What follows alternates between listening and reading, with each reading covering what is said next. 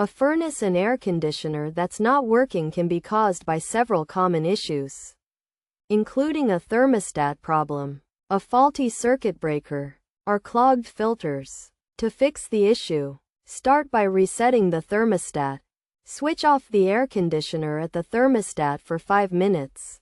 Then set it to cool mode, not fan-only mode, and ensure it's set to heat mode for the furnace. The house should be colder than the thermostat's set temperature for the furnace to work.